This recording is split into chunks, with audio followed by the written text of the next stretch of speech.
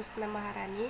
Di sini saya akan membuat video tentang perilaku produsen dalam kegiatan ekonomi. Pengertian produsen. Produsen adalah orang yang menghasilkan suatu barang atau jasa yang mempunyai nilai guna atau nilai pakai untuk dikonsumsi oleh konsumen. Yang kedua yaitu pengertian produksi. Produksi adalah suatu kegiatan yang dikerjakan untuk menambah nilai guna suatu barang, benda atau menciptakan benda baru sehingga lebih besar manfaat untuk memenuhi kebutuhan. Yang ketiga yaitu tujuan produksi secara umum, bagian konsumen. Memenuhi kebutuhan manusia untuk mencapai kemakmuran. Kemakmuran akan tercapai jika tersedia barang dan jasa dalam jumlah yang mencukupi.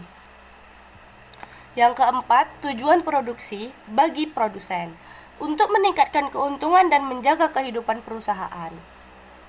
Yang kelima ada faktor-faktor produksi. A.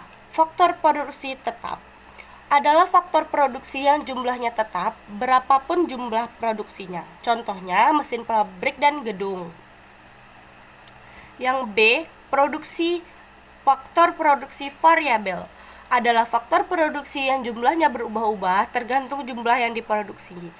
Contohnya bahan baku dan tenaga kerja. Yang keenam adalah pengertian perilaku produsen. Adalah semua upaya yang dilakukan oleh produsen dalam menghasilkan produk dan berkualitas dan efisien serta dapat diterima dengan baik di pasaran dan mampu menghasilkan label yang benar. 7. Ada teori perilaku produsen. Merupakan sebuah teori yang menggambarkan perilaku produsen dalam menghasilkan produk, barang, dan jasa. Dan faktor-faktor dalam produksi. Faktor-faktor dalam produksi itu ada dua ya. A. Faktor produksi dengan menggunakan satu variabel bebas. Kombinasi menggunakan satu variabel bebas dapat diterapkan di bidang pertanian. Variabel bebas adalah manusia atau tenaga kerja. Variabel tetap adalah tanah dan mesin.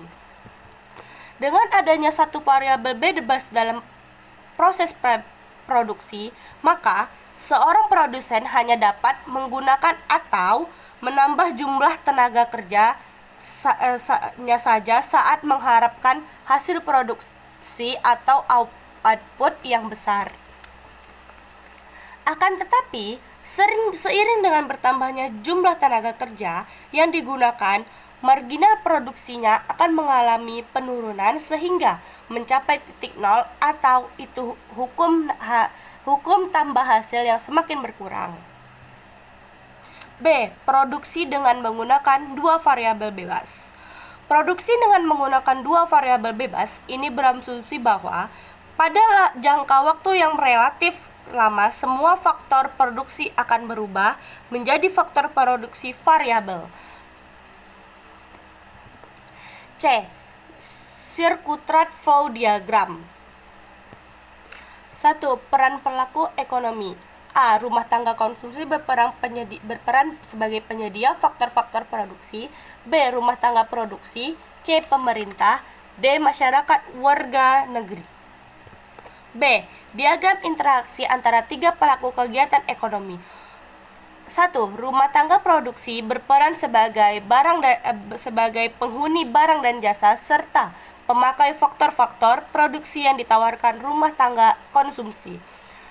2. Rumah tangga produksi akan kepada rumah tangga konsumsi berupa gaji, upah maupun uang sewa atas pemakaian faktor-faktor produksi.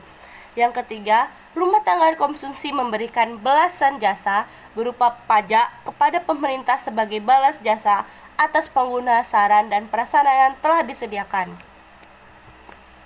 C. Circular flow diagram. 1. Peran pelaku ekonomi. A. Rumah tangga konsumsi berperan sebagai penyedia faktor-faktor produksi. B. Rumah tangga produksi. C. Pemerintah. D. Masyarakat warga negeri. Sampai disinilah penjelasan saya tentang Sampai sinilah penjelasan saya tentang perilaku produsen dalam kegiatan ekonomi. Kalau ada salah mohon dimaafkan. Wassalamualaikum warahmatullahi wabarakatuh.